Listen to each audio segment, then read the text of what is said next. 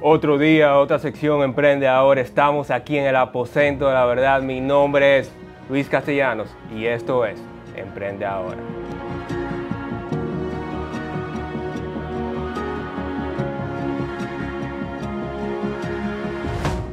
Señores, aquí con nosotros tenemos un invitado súper increíble, súper especial, una persona que no vende inmuebles, sino que vende experiencias inquebrantables. Ayúdenme a recibir aquí con nosotros a Jordi Amargós. ¿Cómo te sientes? ¿Bien? Bien, bien. Qué bueno, qué bueno. Cuéntame un poquito cómo tuvo la calle el día de hoy. Muchos tapones como siempre, Sí, pero sí. Gracias por la invitación y me sorprendió el estudio, me sorprende también la filosofía de ustedes, de emprender, ¿verdad? Y Claro, emprende ahora, claro, me gusta, claro. porque a veces sentimos el miedo, ese miedito que muchos, yo sentí hace 9 años, Sí. y creo que con este programa puede incentivar a muchos a dar ese empuje y emprender su proyecto. Tú sabes que yo no iba a empezar de esta manera, pero ahora que tú tocas el tema del miedo, tú sabes que a veces nosotros como hombre al fin, O sea, decimos, nosotros tenemos que resolver. Y nos ataca ese miedo a la hora de actuar y no sabemos qué hacer. A veces nos quedamos mucho tiempo frisados o en ciertos momentos frisados. ¿Cómo en tu vida personal, desde pequeño, tú has combatido ese miedo? sí, yo descubrí a temprana edad, digamos en mi adolescencia, por muchas razones ahí que tuve, a enfrentar el miedo. Okay. Primero, es como una primera etapa, porque al final el éxito llega cuando tú dominas el miedo, porque ya tú no tienes de otra. Y eso es el modo operando hoy en día. Yo digo, ¿qué puedo perder si yo tomo esta decisión? Y si me te quedan 24 horas de vida, porque me voy a arrepentir si no lo hice, vamos a darle. Claro. Entonces, a temprana edad de mi adolescencia, comencé a enfrentar este miedo en el colegio, que te hacen bullying. Yo pesaba 100 libras mojado, flaquito, chiquito. Llevaba un año menos de los otros muchachos en el curso y lidiaba con esto. Tenía un miedo a fallar, un miedo a quedar mal, un miedo a que me dieran golpes. Me dieron muchísimos golpes. Yo también tenía que estar enfrentándome a eso. Y eso fortaleció en mí el dominio de ese miedo. Ya a los 16, 17 años, donde ya salgo del colegio y busco una alternativa que me apasionó en ese momento, que fue el béisbol. Perfecto, perfecto. ¿Tú querías ser pelotero desde pequeño? Bueno, te podría decir que a partir de los 10 años. Ayer estaba hablando con mi hermano en una reunión social y yo entré al béisbol por el hecho de que no quería quedarme en mi casa aburrido. Y mi hermano fue primero. Mi hermano fue a jugar béisbol, me quedé aburrido en la casa y dije, déjame jugar para ir para allá y entretenerme. Y ya como a los 11, a los 12 años empezó a apasionarme el deporte, porque mi familia viene con mis tíos y tías, fueron atletas en diferentes deportes y eso está en la sangre. Y bueno, me dediqué y me apasioné. Ya cuando entré a los 17 años, 16 años, que vieron varios scouts que vieron que tenía talento. Okay. Y me pusieron los ojos en mí y empecé a tomarlo mucho más en serio. ¿Y tú eras bueno desde el principio o te gustó porque tú siempre fuiste bueno desde un principio? No, yo era malísimo. Ok. Eso es importante recalcarlo, ¿eh? Eso es importante. Yo era malísimo al principio. O sea, tú no naces sabiendo jugando béisbol. Todo un proceso en la vida. Sí, sí. Por eso es que viene el tema del miedo, de tú enfrentar ese miedo a lo desconocido que te da el miedo. Entonces yo lo enfrento para poder llegar a ese eslabón y poder aprender. Y así mismo fue en el béisbol. Yo fallaba. Al primeros 2 años no le daba un coco ni con una guitarra. No le daba nada. Yo niño. ¿Y qué te hizo seguir adelante? Me hizo salir adelante de que tú siendo niño, entra un tema de emocional y yo era muy competitivo y me dije a mí mismo, yo tengo que lograrlo. Porque yo quiero ganar. Yo quiero ser el mejor pitcher, yo quiero ser el mejor bateador con 12 años. Claro. Porque veía a los otros que estaban dando jonrones, yo estaba en noveno bate, me metían a veces. Entonces yo digo, no, yo quiero ser tercer bate y sacarla por los 400, por los 300 en aquella época. Y a los 13 años así fue. Fue un tema de que enfrenté ese miedo y avancé y me dediqué.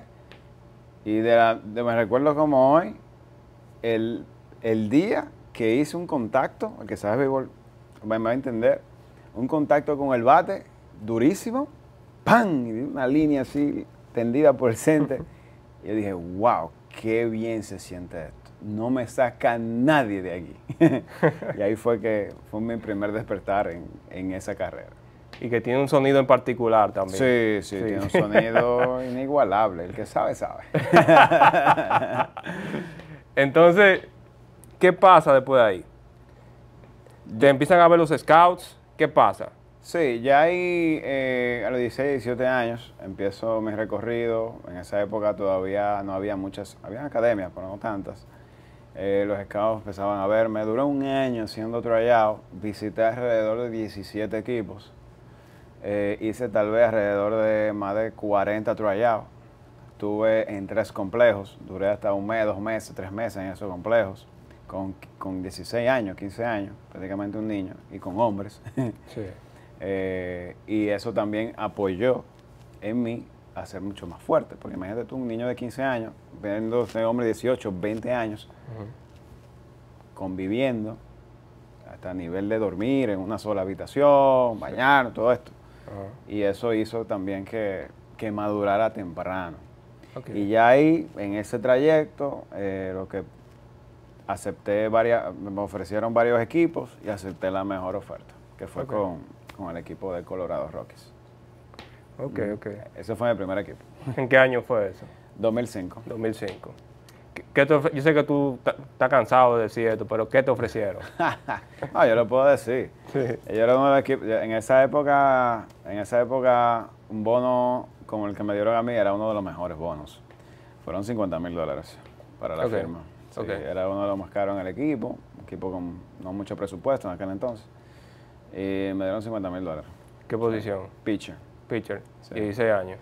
17. 17 años. Me imagino que te subió un poco el ego. Ay, bueno.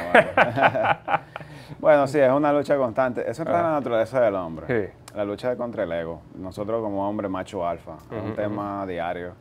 Pero ya llegó, o sea, y creo que el que está en esa posición ahora no lo ve. Lo ven lo de afuera. Que eso es lo más difícil. Y para nosotros verlo, la mayoría de veces, Dios nos choca con una pared. O nos lleva abajo.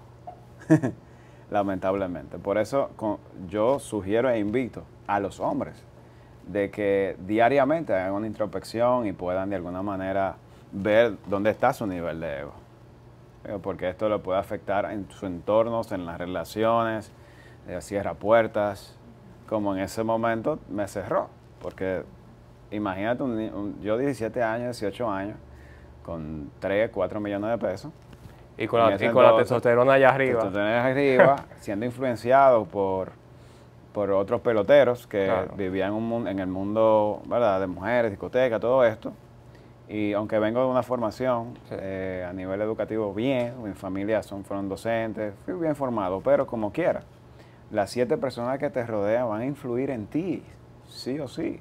Y de alguna manera me influyó. Y andaba aquí en la Lincoln, vehículo nuevo, la fiebre dinero, de la Lincoln. Sí, discoteca, explotando el dinero. Hasta que fue un choque de realidad, tal vez en el primer año, segundo año, ahí Dios como que me bajó la guardia y ahí empecé como que un proceso de madurez con 20 años y dije, ok, ya esto es mi carrera, yo tengo que ponerlo en serio porque posiblemente no tengo de otro. ¿Cuánto dinero te había explotado en esos 2 años?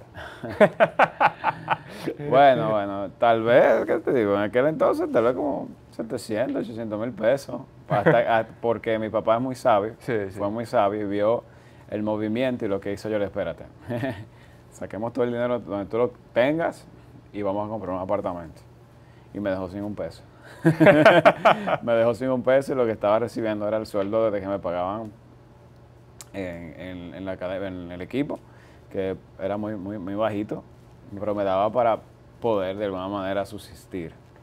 Y ahí tomé gracias a Dios y gracias a mi papá por eso, Porque al final ese apartamento, cuando ya dejé el béisbol, me apalancó económicamente por una etapa.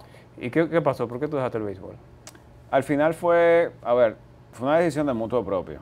No era que estaba lesionado, sino que yo soy un poco lógico. Okay. Y ya cuando tengo 7 años jugando, jugué con 2 equipos profesionales, un equipo de independiente, estoy tirando ahora a una velocidad 95, 96, 97 millas por hora, ya tú eres profesional y tú tienes que tomar una decisión de ver si vas a llegar a Grandes Ligas o no. Okay. Porque ya tú tienes 7 años, o sea, y tengo compromisos, o sea, tu vida, tú tienes que pararte y decir, ok, ¿qué riesgo tengo de seguir adelante? Me dedico 3, 5 años de mi vida y posiblemente no llegue. Y ya van 10 años, 12 años de mi vida. Y entonces yo dije, no, tomé la decisión y dije, ok, no es lo que yo quiero, pero tal vez es lo que mi vida necesita. Y ahí me retiré. Y dije, con un contrato en mano, o sea, gente ofreciendo, equipos ofreciéndome. ¿Pero para llevarte a la MLB? No, Liga Menores. Liga Menores. Sí, porque hay que aclarar eso. Estoy aclarando, sí, perdón, no lo aclaré. Sí. Liga Menores, equipo independiente, en México, Japón, o sea, todo este equipo que prácticamente te tomas un año, te lo dedicas y tú no sabes si vas a llegar. Y lo que te van a pagar no te va a decir a ti como que voy a vivir mi vida entera, ya estoy tranquilo, ¿no? Eso es para tú subsistir ese año. Exacto. Entonces, ya en esa etapa de mi vida, nace mi primer hijo, tengo que ser responsable y no tener un ingreso suficiente, dije, no, ok, ya, aquí llegó todo.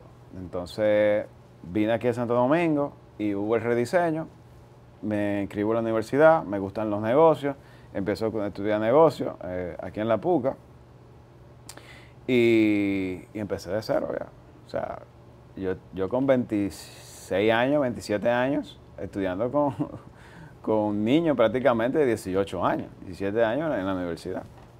Y ahí empezó otra etapa de mi vida.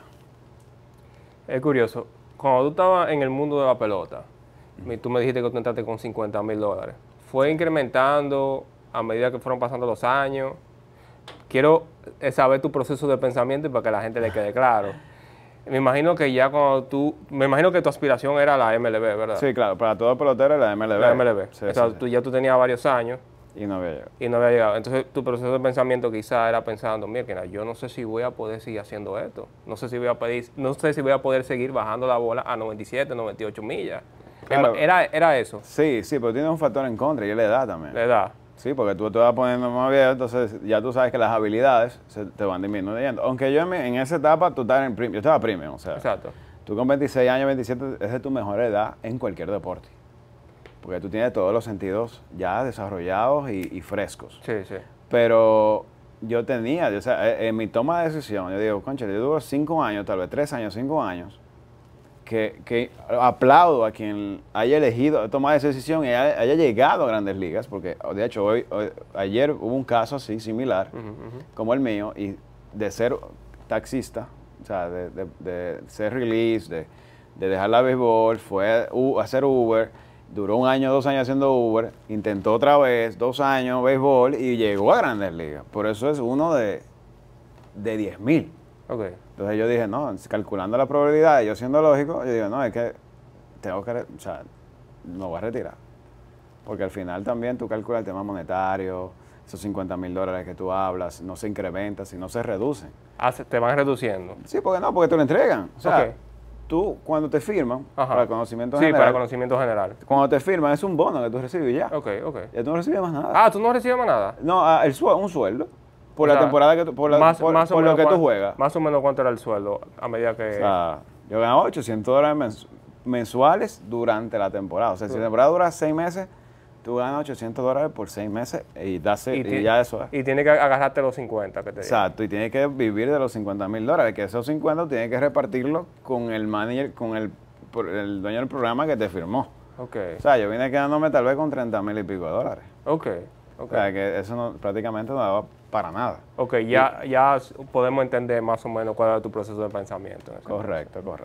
Entonces deciste, vas a La Puca, estudias.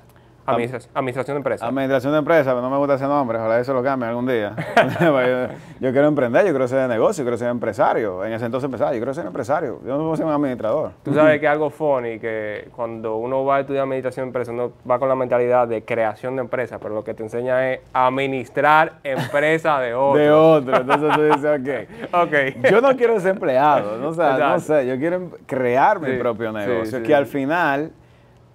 Tamara Mera, que le doy la mention, que es una encargada de emprendimientos allá en la PUCA. Yo estudié administración de empresas también. Allá. Y me dio el seminario Tamara también. Excelente. Que me impulsó y me hizo sentido y conecté con ella. Porque ellos le llaman creación de nuevos negocios. Creación de nuevos negocios. Y me encantó y dije, ahora sí. Ahora sí. Y ahí fue como que la parte final. Pero ojalá le cambien el nombre y pongan business, algo relacionado. Más enfocado a eso. Sí, pero sí, estudié ahí en negocio, administración de empresas. Me tomé mis 4 años y pico, 5 años, hasta que me gradué en el 2015. Y ahí ¿Con qué edad? Ya me gradué con 31 años. 31 años. ¿Cómo tú te sentías en ese momento? Te hago la pregunta porque siempre nos comparamos y decimos, mira, que mi amigo va por tal lado, fulanito va por aquí, fulanito va por allá. ¿Tú te sentías rezagado? Sí, no te voy a mentir. En algunos momentos sí. Al yo ver en la graduación, que yo era como que el más adulto. Tú sabes, como que estoy recibiendo mi diploma, tengo la foto y verme así. Para mí fue un poquito chocante en ese momento, pero ya luego lo superé porque no hay edad. No hay edad para un rediseño, no hay edad para tu poder reestructurar tu vida, hacer un cambio de camino, o sea, no hay edad para eso. Entonces ahí lo determiné y dije, bueno, no importa, vamos a darle, ¿qué es lo que viene? Entonces ahí fue que tomé la decisión, me dieron una oferta de trabajo, de ser empleado, y ser administrador en una academia aquí de béisbol o dar un salto de fe a la carrera de bienes raíces inmobiliarios, básicamente. ¿Y cómo tú conocías el mundo de bienes raíces o simplemente viste algo que te dijo a ti mismo, yo puedo hacer eso? ¿Cómo fue eso? Sí, realmente mi idea siempre fue cuando jugaba béisbol que cuando llegara a Grandes Ligas iba a invertir en bienes raíces, en desarrollar proyectos inmobiliarios. Ese era como mi anhelo, ¿no? Con el dinero que tal vez iba a ganar. Pero como no fue así, entonces dije, creo que si el comienzo de todo desarrollo inmobiliario y si no tienes capital, es empezar a vender o comercializar propiedades. Y si tú te capitalizas, porque el margen de comisiones son bastante buenos, y dije, cónchale, pero vamos a empezar por aquí. Y empecé a conocer el negocio, qué es lo que tengo que hacer, cómo se vende, cómo se capta una propiedad, qué medios puedo usar para comercializarla. Y fue una temporada de aprendizaje donde no había nada ni nadie que te enseñara aquí en Santo Domingo. Y decidí dar ese salto de fe en ese momento. Paradigma de lo que tú pensabas que era y de cómo fue realmente. Dame ese contraste. Bueno, realmente no tenía altas expectativas, porque ya el negocio en sí no estaba muy bueno en ese momento, porque catalogaban a los brokers como vendedores, como oportunistas, estoy hablando de 2016, principio, 2015, por ahí, como oportunista, y hasta me sentía hasta un poquito avergonzado. Ahí entra el tema del ego, que lo estamos hablando antes de empezar, de yo venir, de tener un estatus alto, porque yo era pelotero, venía aquí, todo el mundo, fotos, actividades, restaurantes, y yo bajar, de alguna manera, entre comillas, pues no es bajar, ya hoy en día no es bajar, pero en ese entonces sí, a poner un letrerito de se alquila o se vende, y tú andar en la calle tocando puertas, mire, si vende la propiedad, contácteme que yo se la puedo vender, a cambio de esto. Entonces para mí fue retador, no fue, digamos, un paradigma, porque ya sabía lo que me estaba entrando, y me puse como meta revolucionar el mercado, sanar el mercado, con una buena gestión de venta, con vernos nosotros, los asesores inmobiliarios en este caso, como verdaderos profesionales, a pesar de que no haya una regulación o un sistema educativo que nos forme. Pues ya vengo de recibir una educación empresarial de manejo, ¿verdad? De manejo de crisis, manejo de marketing, en dado caso. O sea, tengo todo el conocimiento y dije, déjame yo hacer algo que pueda aportar en este gremio. Y no ha tomado prácticamente 9 años el día de hoy. Al principio me imagino que te dolía tomar esta decisión de quiero cambiar el mercado, porque cuando uno dice que uno quiere cambiar tal cosa, trae muchas adversidades y muchos problemas en general. Sí, sí, sí, van a haber problemas siempre. Siempre depende de cómo tú lo veas. Sí, sí. Porque cuando tú me dijiste que se conocen como oportunistas, generalmente la gente lo que quiere dar, en buen dominicano, dar ese palo, lo maté, me gané 500,000 pesos. Sí, hubo una diferencia en mí. Ok.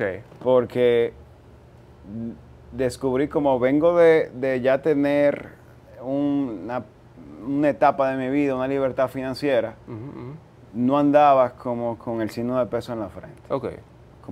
Había una necesidad económica. Claro. Pero yo pienso en largo plazo. Y digo, o sea, yo quiero dar el servicio en excelencia para crear relaciones a largo plazo, a pesar de lo que me haya ganado. Me gana mucho o poco, no importa. Porque yo mañana voy a resolver. Okay. Y así fue como pasó. Yo empecé y empecé a comercializar. Sí había dentro del gremio, dentro del entorno, el tema de eso, de que doy un palo y todo el mundo estaba como con el palo y ya, por un año, ¿no? Exacto. Ya yo implementé, y eso lo entreno en la academia que tengo de formación de asesores, y es implementar la memoria corta. Tú diste un palo hoy, ¿por cuánto es un palo? Ponte tú, en un mercado en ese entonces, una propiedad te costaba $80,000. Tú tenías una comisión tal vez de $2,000, $3,000, eran $100,000 pesos, $150,000 pesos. Y tú vas a vivir con eso en un año. Muy poco, si tú tienes una calidad de vida alta. Entonces, le enseño ahora, hoy en día, a mi equipo, en la academia, de que requerimos implementar una memoria corta. Aunque yo gane hoy $1,000,000 de pesos, lo celebro 20 minutos y se me olvidó. Porque quiero 2 millones. No que suene avaricioso. No, pero hay que tener ambición. Pero hay que tener una ambición sana. Sí, sí. Una actitud de crecimiento. Claro. Entonces, porque sí, 1,000,000 lo celebramos, perfecto. Pero yo voy a salir a buscar otra vez, dar un servicio en excelencia, y yo sé que voy a venir con 2 millones. Y después voy a venir con 3, después voy a venir con 4, después con 5, 10, y por ahí. Todos los casos de éxito tú lo pones a estudiar, que empiezan de abajo, y es una mentalidad, es el mindset. 100%. Y el que yo recomiendo hoy en día. 100%. Tú sabes que cuando uno empieza la carrera del emprendimiento, uno siempre se escucha muy bonito. No, ahora yo estoy haciendo tanto cuarto. Pero ¿cuál era la situación económica en ese momento cuando tú empezaste a tocar puertas? ¿Cómo estaba Jordi en ese momento? Ay, si te cuento. Y háblame de tu parte emocional también. Ok. En ese entonces, Luis, yo no tenía ni vehículo. Para hablarte claro. Y de venir de tener vehículo bueno, nuevo del año. Yo tenía que enseñar propiedades sin vehículo. Y tuve que implementar estrategias para que el cliente, porque imagínate, tú llegas a ver una propiedad y ver que te la está vendiendo, que llega, por ejemplo, un Uber Moto. ¿Tú supiste? ¿Y cómo le voy a creer al que me está vendiendo una propiedad de 10 y 15 millones de pesos? Es imposible. Entonces yo tuve que implementar estrategias, digamos, mira, yo voy a llegar 20 minutos antes. Y yo voy a hacer todo lo posible, el 150% para comercializar esa sola propiedad, aunque tengo varias. ¿Pero por qué? Porque cuando el cliente baje, me va a decir, ¿y tú tienes más propiedades? Vamos a seguir viendo. Ahí va a descubrir que yo no tengo vehículo. Entonces yo hacía el mayor esfuerzo para vender esa única propiedad. Y gracias a Dios así fue. Siempre fue así. No hubo ninguno que te dijo, mira, vamos a... Eso fue Dios. O sea, en mi primera o segunda propiedad, yo llegaba un momento antes, me esforzaba, hacía lo posible, hago estrategias técnicas de venta, digamos, para crear un embudo y que sea esa la única opción. Que era buena, era objetivo, porque era una opción buena, no era porque... Y gracias a Dios, bueno, la vendimos.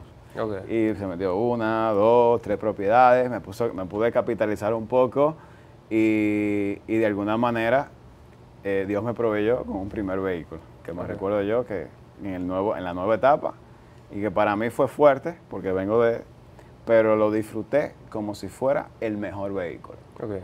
Que fue un Kia K5, no te imaginas, Sí. 2016, que eso, o sea, y yo lo disfruté, ahí conocí al Señor, de hecho, no te lo había dicho, pero conocí al Señor, estoy en los caminos, y yo recibir eso para mí fue muy gratificante, fue mejor que un vehículo del año. Esa sensación que lo tuve porque lo tuve como con el esfuerzo. Claro. Y sentí la presencia de Él cuando lo vi y lo compré.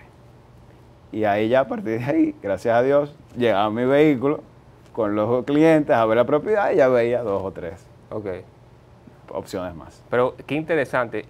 Cuando tú no tenías vehículo, no había opción ninguna de tú bajar y enseñar otra propiedad por el tema que te estaba ocurriendo. Es incómodo. Sí, es incómodo. Y yo no iba a hablar mentira, porque había un rediseño nuevo espiritualmente en mi vida que me imposibilitaba, y me imposibilita hoy en día, de hablar mentira. Claro. Entonces, si yo no, el carro se me dañó, estoy hablando mentira. Claro. Y no quiero decir como que, mira, no tengo vehículo, porque ahí viene el tema de que no van a estar, posiblemente no te confíen en ti. ¿Me explico? Entonces, la opción mía era vender sí o sí esa propiedad. Y te funcionó bastante bien. Y funcionó, gracias a Dios. Sí. Entonces, ¿qué estaba pasando en la parte emocional? Pero sí, se me olvidó la pregunta. En la parte emocional, en ese contexto histórico de mi vida, estaba pasando muchos temas personales difíciles. ¿Ok? Porque Dios te procesa de esa manera. Sí. Cuando tú lo conoces, te quebranta en 1000 pedazos. Pero Él como que te vuelve a armar como un rompecabezas al diseño de Él. Y te pega con oro, o sea, para que sea fuerte lo que Él va a diseñar. Porque te va a diseñar como soldado, como un guerrero, como su hijo. Y así fue. Me rompió en 1000 pedazos a nivel familiar, emocional, personal, con pareja, económica, de todos los lados. Pero sentía paz. En medio de la tormenta. En medio de la tormenta, como dice la canción. Sí. Y como dice la palabra, te da una paz que sobrepasa tu entendimiento.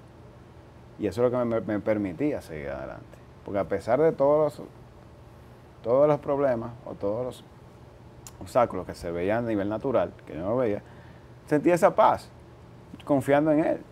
Yo lo estoy trabajando. Entonces, ¿qué yo hacía? Bueno, concentrado en trabajar y a ir a donde me congrego, a la iglesia. Trabajo, iglesia y casa. Duré 2 o 3 años en ese ciclo, porque me estaba formando. Dios te está armando. Entonces tengo que estar concentrado ahí, para crear ese fundamento para cuando se construya la casa, o el Jordi, o el Luis, o la persona que está escuchando, encima de un fundamento y no la arena, para cuando venga la tormenta, no se derrumbe. Y eso es lo que me ha pasado a partir de ahora, a partir de ese momento. Me tomó 2 o 3 años armar esa casa, armar a Jordi. Pregúntame cuántas tormentas han venido. Muchas. Después de esos 2 o 3 años han venido muchas. Pero seguimos aquí en pie. Que van a haber grietas en la casa por las tormentas. Cicatrices, heridas. Sí, heridas sí. Pero Dios te la va a sanar. Porque es parte del proceso y del crecimiento. Pero el fundamento está ahí. Para toda la vida y para la eternidad. 100%, 100%. Tú dices, bueno, yo me mantenía 2 años y medio yendo a la iglesia, pasaban problemas, yendo a la iglesia, pasaban problemas. ¿Qué estaba pasando? Si tú puedes dar un pequeño recap de lo que estaba pasando en tu vida en ese momento. En esos 3 años, En esos 2 años. Bueno, a tocar una tecla.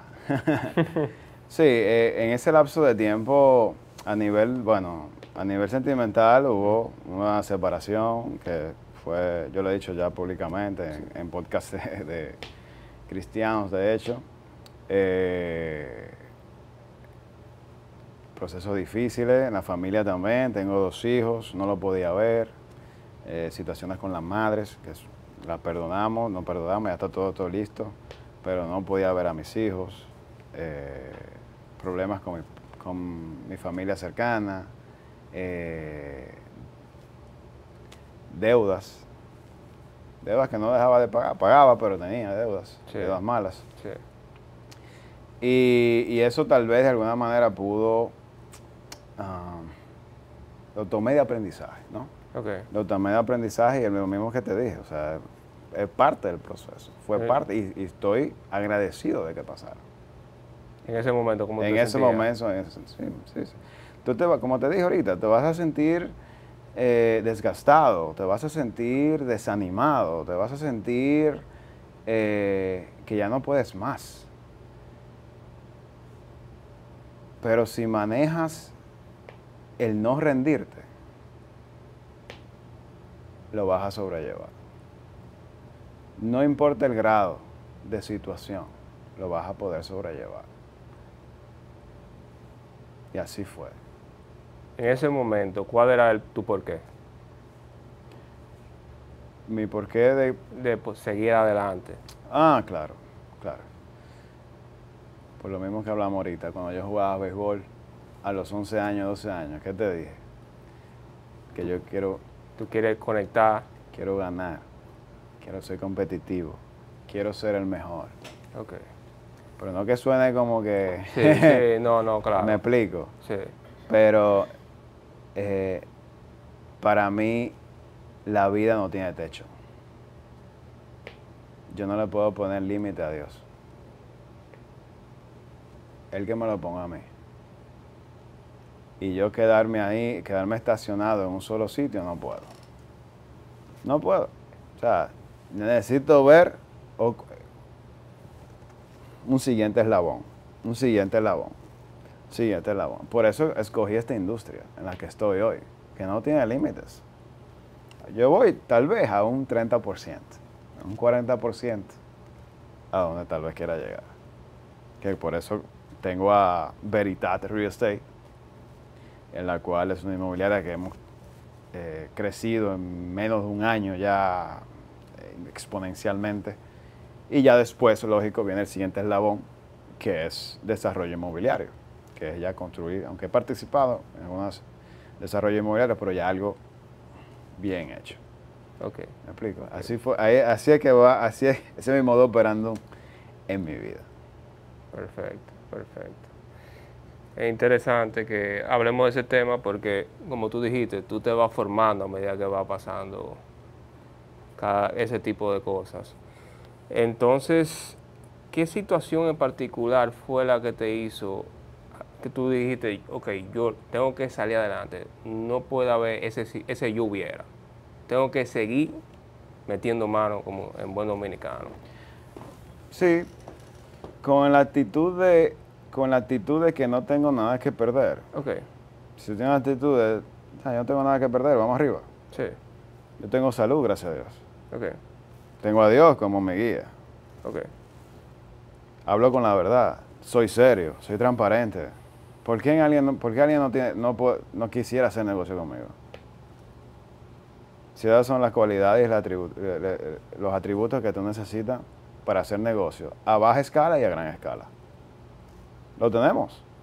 Tal vez no tenga todavía a nivel financiero lo que se requiere para hacer un negocio de 100, 200, 300 millones de pesos ahora. No, pero voy a empezar con el de 100 mil pesos, ok, el de 200 mil pesos, Ok. el de 500 y así tú vas a seguir subiendo. Y cada vez que tú subes a nivel empresarial, hablo de nivel empresarial, cada vez que tú subes un escalón te vas dando cuenta de que es otro idioma, te vas dando cuenta de que vas a desarrollar otras habilidades, otras aptitudes y de alguna manera te va a estar dando como que, ok, wow, me da ganas de seguir, me da ganas de continuar. Y ahí despierta en ti el modo aprendiz. Que eso es clave también, no lo hemos mencionado. sí, Pero- tener la humildad suficiente para aprender, se va a seguir Correcto, aprendiendo. siempre. Ahí es donde entra la sabiduría. El sabio, mientras más se hace sabio, más reconoce de que casi no sabe nada. Perfecto. Un tema interesante, porque me imagino que tú tuviste pequeñas ventas al principio y luego tuviste la gran venta. Entonces en ese momento me imagino que esa gran venta te retó a ti, porque me imagino que te subió el ego. No sé de cuánto fue la venta y en qué situación fue. ¿Cómo tú manejaste el hecho de, ok, estoy aprendiendo, estoy en el proceso? ¿Cómo mantuviste ese mindset? Ok, en el rediseño que te mencioné ahorita, en esos primeros 3 años, al yo no recibir una educación financiera de manejo, Dios trabajó con eso conmigo. Ok. ¿Ok? Y aprendí de que al no saber administrar los fondos, los recursos de Él, porque yo así lo asumí en ese momento cuando lo que sí, pero los recursos son de Él, no son de nosotros. Ok. Y ahí yo aprendí que tengo que administrarlo bien. ¿Ok?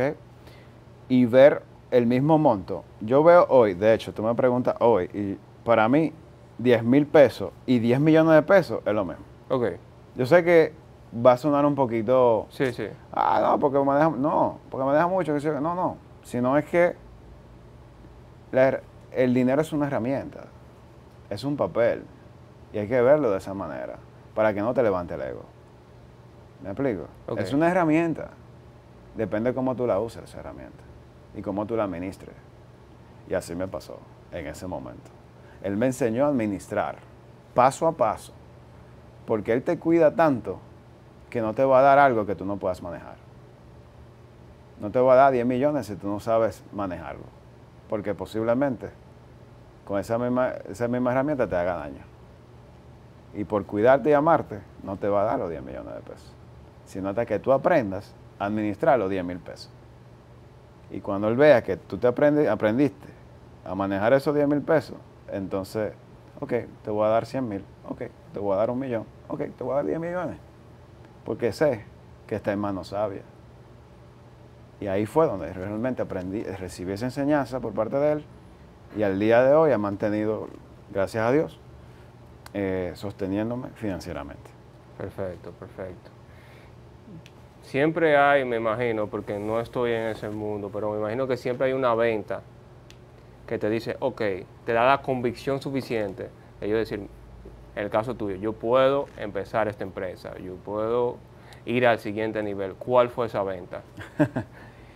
Bueno, en este caso, en este mundo, ahora mismo, no es solamente una venta. Ok, Requieres hacer muchas ventas. ok. ¿Ok? De alguna manera, como todo fue paulatino a través de los años, yo acumulé tal vez en 6, 7 años más de 400 operaciones. Ok, Tengo que checar el número. 300, 400, 500 operaciones realizadas en esos 6 años. ¿Ok? Y ya después que tú logras ese número y te capitalizas de alguna manera, que aunque en este negocio lamentablemente las cuentas por cobrar son difíciles para tú conseguir que te la paguen, pero aún así se fluye si eres buen administrador. Y al hacer eso, al yo llegar a unas X ventas, entonces empecé, ok, creo que, Señor, le pregunto, ¿no? Tengo este presupuesto, me da guianza, creo que podemos crear esta empresa, o este emprendimiento. Y me voy, y voy armando el juego, voy armando las empresas, ¿no? Los emprendimientos. Yo he participado tal vez en 6, 7 emprendimientos.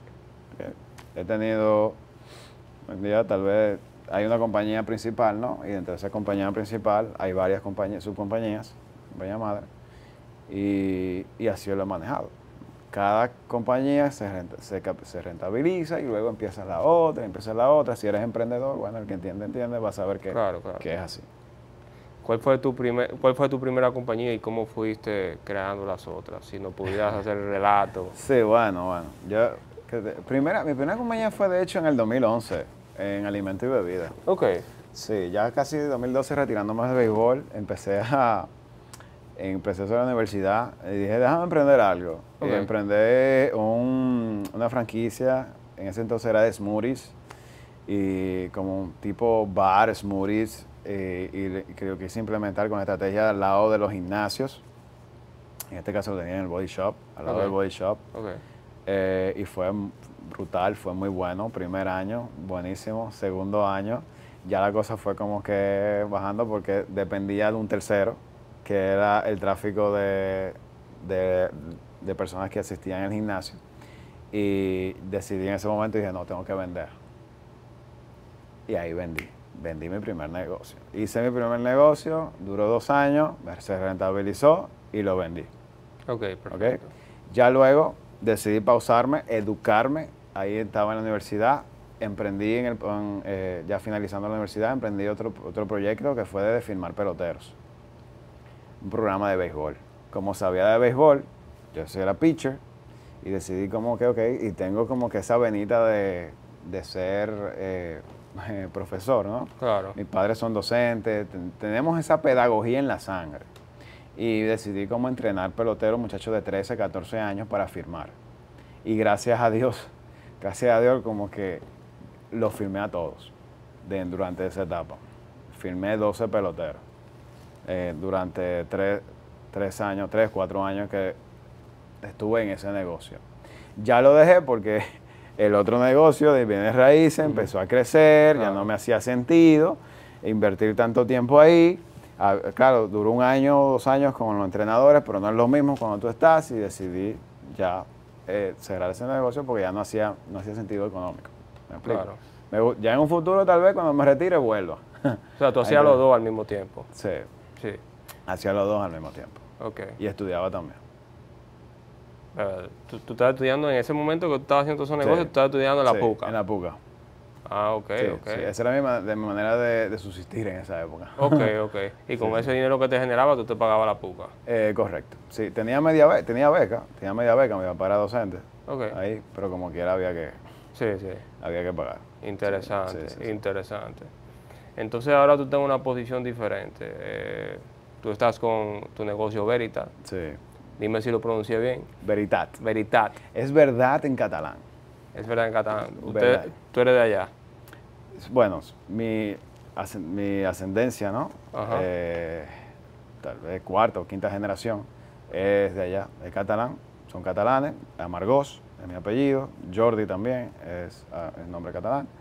Y decidimos bueno, vamos a ponerle el nombre de compañía, que es verdad, pero en catalán, que es Veritat. Y suena chulo, me encantó cuando me lo presentaron. Okay. Y tomamos la decisión, porque queríamos fundamentar la filosofía de la empresa con la verdad. Okay. Porque en la industria hoy en día, lamentablemente, estamos pasando un proceso de aprendizaje, ¿no? Pero un proceso en el cual de desconfianza. Claro.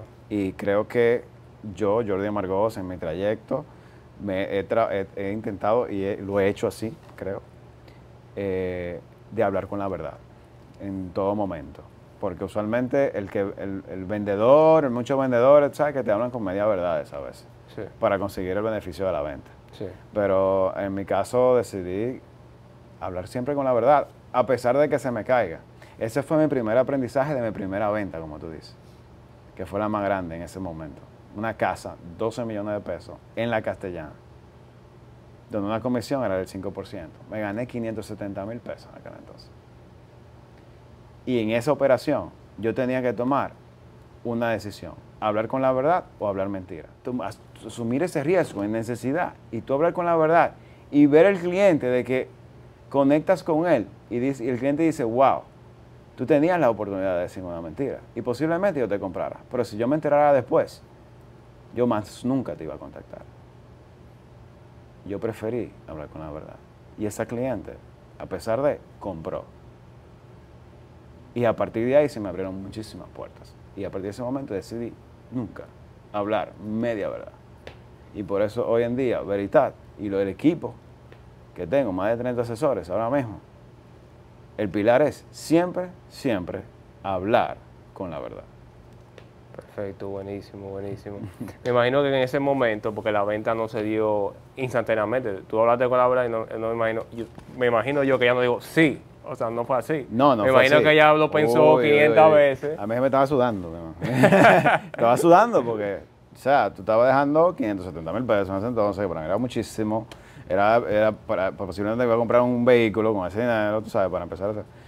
Y conociendo al Señor, que no lo podía fallar, como te dije ahorita, dije, dale, aquí vamos a hacer la diferencia, aquí vamos a revolucionar el mercado, sanear lo que pensaban de nosotros. Y a partir de ahí, gracias a Dios, estamos donde estamos. Qué bueno. Y lo hemos logrado y lo vamos a seguir logrando. Qué bueno, qué bueno. Eso te hizo cambiar tu mindset y Sí. entender que con la verdad podías llegar lejos, a pesar de que perdieras algunas ventas en el momento. Ujú. Sabías que estabas sembrando para luego cosechar en un futuro. Correcto. Que me imagino que así ha pasado. Así, sí. Mira, si usted quiere crear relaciones a largo plazo, no piense en corto plazo. No piense en corto plazo. Porque tal vez si pensara en corto plazo me iba a ganar eso. Pero eso se iba a ir en 3 meses.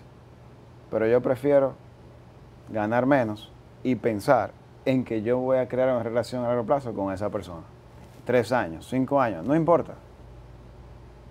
Va a dar resultados. El emprendedor tiene que tener paciencia, requiere tener paciencia. Y ustedes me dirán, ¿qué significa paciencia? Yo siempre lo digo. El significado de paciencia es avanzar en prudencia. Ya. Para mí, es que es esperar. Tú esperas. 3 años, 5 años, no importa. Tú estás avanzando en prudencia. Hoy en día, sí mismo, ¿quién toca en la puerta? Esa señora, ¿quién tú crees que va a llamar después de 5 años, cuando vaya a comprar una propiedad? Correcto. ¿A quién esa señora va a referir en su círculo de confianza? Correcto. Si esa señora decide algún día, Jordi, tengo 50 millones de pesos y quiero tomar la decisión de hacer una compañía y tú eres tan serio y tú te manejaste bien una gestión empresarial como le veo y quiero hacer una sociedad contigo a través de un fideicomiso, por ejemplo. ¿A quién? Contigo, conmigo, contigo. Entonces, por eso invito a que tengan paciencia, 100%. a que esperen en prudencia. 100%. Y tú tenías más o menos edad de 30 y pico de años. ¿Qué edad tú tenías cuando te hiciste esa venta? 30 años. 30, fue a los 30. 30, 31 años creo. Sí. Sí, O sea, ya. sí, 9 años. Sí, Sí. 30 años. Y una pregunta, ¿y te pasaba la duda en el momento que tú decías la verdad? No, 29 años tengo. 29 años. Sí. Tú no habías salido de la universidad todavía. Sí, estaba en proceso ya de terminar. De Sí, salir. estaba ahí ya en el último trimestre. Ya. Sí. Estaba cursando nuevo negocio. Tesis, sí. Estaba en la concentración de nuevo negocio con sí. Tamara. Sí. Entonces, en ese momento que tú decías la verdad Ujú. y no se te daba la venta, tú dudabas en tu mente de contra. Sí. Debí hablar la media mentira, debí para ganarme ese dinero. Sí, te va a llegar ese pensamiento siempre. Eso se llaman dardos. Es decir, el tema cristiano se llama dardos del enemigo. Y eso es algo natural. Eso nacimos nosotros con eso. Te van a decir, cónchale, wow, dejé de pensar para esta venta. Wow, este negocio se me cayó por no decir, por esto. Hasta con una pareja, ¿no? Te Sí. puede pasar. Sí, 100%. De tú decirle como que, no le voy a decir esto, o le voy a ocultar, o le voy a decir esta mentirita, pero para cuidar el corazón. Sí, Pero después peor. después peor. Porque Dios que está bien. Sí. No es ni siquiera la persona, sino Dios. Entonces ahí viene una consecuencia, vienen temas, desconfianza, y ya después que tú, mierda, viejo, y todo el mundo sabe. Sí. Tú pierdes la confianza en una persona y lo más difícil de conseguir, te va a tomar años volver a conseguir. Te va a tomar años. Aunque tú seas cristiano, seas pues, decente. Es una traición. O sea, es una traición. Entonces siempre es bueno hablar con la verdad, a pesar de que esos pensamientos, esos dardos del enemigo vienen ahí.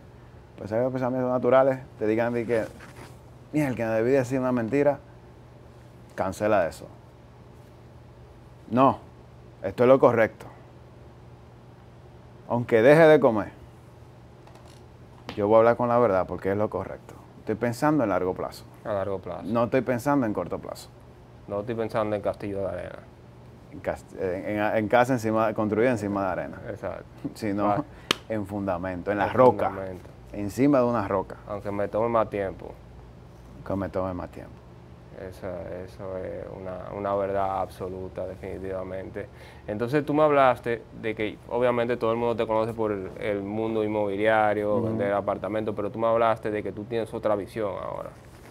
Ah, sí, bueno, tengo muchos. O sea, estoy participando en varios proyectos, Sí, proyectos tecnológicos, proyectos disruptivos, por decirlo ok, así. No puedo dar mucha información, claro. pero pienso ya escalar en un momento dado, ¿verdad? Veritat como inmobiliaria, comercializamos propiedades a nivel nacional. También tengo otra línea de estructuración de proyectos, donde un desarrollador viene en cero con un terreno y nosotros le armamos el muñeco de cómo comercializar, planificar la comercialización, valga la redundancia. Igual armar el muñeco a nivel financiero, arquitectónico, constructivo, legal, financiero, todo, armarle todo. Tengo esa línea ya también en la compañía. Y ya después de aquí creo que volvería otra vez al desarrollo inmobiliario, ya un poquito más a gran escala y respetando, claro, a mis aliados comerciales que son los desarrolladores inmobiliarios. No vamos a hacer no vamos a hacer competencia, sino más bien aportando Claro, al gremio inmobiliario. Y claro. creo que hoy en día se necesita más que nunca por los momentos que estamos viviendo. Que tal vez la cara de Jordi Amargós en el sector construcción posiblemente vaya a mejorar a República Dominicana de cara a la diáspora, a la cara a los inversionistas extranjeros, que es lo que queremos como isla, motivar a que inviertan aquí y que una cara como la mía, como tal vez de otros también, que transmitamos hablar con la verdad, transparencia, seguridad, seriedad, podamos restaurar la confianza que necesita el sector inmobiliario, el sector de construcción, para que estos inversionistas extranjeros puedan dar el ok y decir, voy a invertir en República Dominicana. Está pasando ahora, ojo, no estoy Sí, diciendo que no está pasando y está bien, pero en estos en momentos así como que yo sé que es temporal, podemos contribuir todos. perfecto, perfecto. ¿Y cómo tú crees que está la situación ahora, hablando de ese mercado? Quiero hacer la situación con lo que ha pasado en el sector del turismo y todo eso, con las desapariciones, todo ese tema, ¿le afecta Claro que sí, de alguna Sí, manera siempre, sí, va a afectar, va a afectar. Por eso, como te digo, hay cosas que no podemos controlar, ¿ok? sí, Hay cosas que no podemos controlar y que de alguna manera somos una isla, ¿ok? sí, Dependemos mucho de un tercero, un de tercero. terceros. Estamos en desarrollo, estamos en un país que gracias a Dios tenemos una solidez económica por encima de cualquier otro país en el Caribe y Centroamérica. O sea que creo que eh, aunque pasen esos temas, Ujú. ¿ok? Podemos salir a flote, jugando las piezas correctas dentro del tablero de ajedrez. Porque tenemos competidores también a nivel de turismo. Tenemos a México, tenemos a Puerto Rico, bueno, Cuba más o menos, igual Jamaica, Jamaica. igual Colombia, o sea, tenemos competencia a nivel turístico Claro, y creemos que como vamos nosotros y esto que de alguna manera puede empañar estos casos, tenemos que ser estratégicos. 100%. O sea, que no ha influido, pero gracias a Dios a nosotros no ha repercutado como empresa. Pero al mercado yo sé que le ha dado su golpecito. Claro, no, no, y aquí hay mucho potencial de donde sacar. Este es un Sí, país rico, sí, no, con mucha hay que sustancia. de todo. Sí, Hay sí, que de todo. sí, sí, definitivamente. Bueno, señores, estamos llegando al final de la entrevista. Hemos tenido una persona increíble, una persona excepcional. Ahora yo quisiera que le diera un mensaje que le salga del corazón a ustedes que nos están viendo. ¿Qué tú le dirías, Jordi? Bueno, A la gente yo que... le he dicho mucho, entonces, ¿Es creo, ¿verdad? verdad? ¿Sí o no? Bueno, yo lo que creo es que primero es confiar en Dios. O sea, no ni siquiera creer en Él, sino conocerlo y tener una relación y asumirlo como un estilo de vida. Que eso fue el pilar de que me hizo rediseñarme en el 2016. Porque si no lo hubiese conocido a él, tú y yo no estuviéramos hablando aquí. Yo estuviera todavía en la Lincoln, con una presidenta en la mano en una esquina, posiblemente. Pero primero, conocerlo a él. Segundo, dominar el miedo. Domina el miedo. hay una etapa de enfrentarla. Enfréntalo. Da miedo enfrentar el miedo, pero después que tú lo vences, lo dominas. Y ya a partir de ahí, tu actitud siempre va a ser, no tengo nada que perder. Y tercero, ejecutar. Ejecutar. Hablamos al principio de que el 80% de los emprendimientos que se hacen, se devuelven, es porque tal vez el tiempo de accionar y de ejecutar no lo hacen. Si te llegó, no procrastine, ejecuta, acciona. Acciona. Porque tal vez Dios está esperando eso de tu parte. Porque ahí ya es donde tú reconoces que Él existe, que venciste el miedo y que tú estás listo para el siguiente nivel. Perfecto, perfecto. Señores, hemos tenido una persona increíble, una persona súper especial, pero primero que nada yo quisiera darle las gracias a Jordi por venir. Luis, encantadísimo de estar aquí. Y señores, no se olviden de compartirlo con el cuñado, de dejar un comentario, compartirlo con el cocodrilo, el gato, el perro, el cocodrilo, toda esa gente tiene que ver este tipo de contenido. Denle like, compártanlo. Díganme si Jordi quiere venir otra vez, si quieren que venga Jordi, perdón, otra vez. Tú vas a ir para mi oficina. Con respeto a Cabo Studio, Sí, a Cabo Studio, pero vamos a llevarlo allá, que tenemos estudio de podcast allá en Acropolis Business Mall, en el piso 3, en Veritat Real Estate. Perfecto. Entonces, nada. Gracias por acompañarnos hasta este momento y nos vemos la próxima.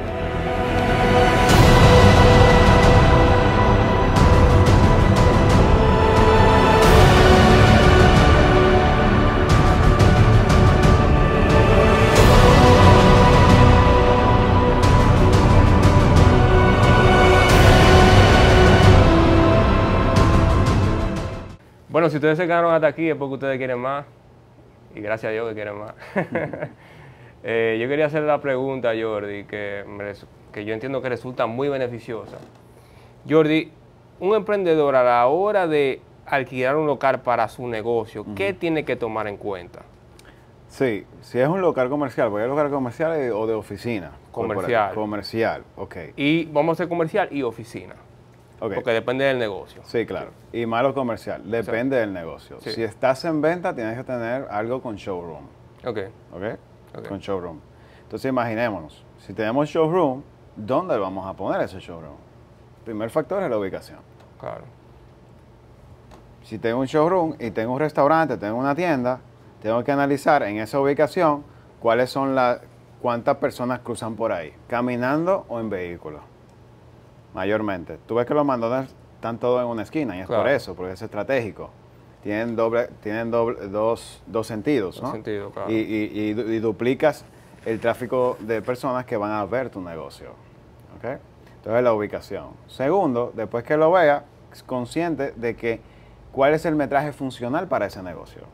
A veces, no, yo quiero poner un restaurante. ¿Cuánto es? 250 metros. Pero vea, o sea, tú estás comenzando. Aunque tengas el capital, tranquilo, vamos a probar el punto, ¿ok? Es un negocio muy riesgoso. Claro. Entonces, vamos a empezar con el alto metraje. Concientizarnos de cuál es el metraje funcional para el tipo de negocio, ¿ok?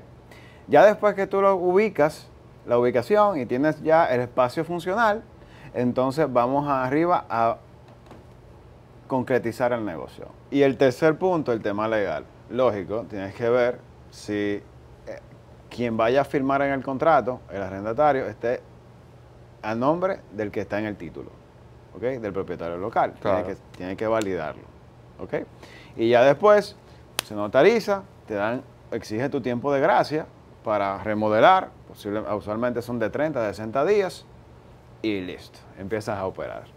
Ya con el costo, creo que andaría ahora mismo en la ciudad, centro, de 35 a 45 dólares el metro, dependiendo de la ubicación. Ok, perfecto.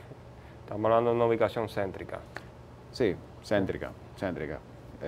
Naco, Piantini, Bellavista, Paraíso, Serrayes, toda esta zona. Jordi, Muchísimas gracias. Siempre, mi hermano. Siempre Nos vemos apoyando. nos vemos la próxima.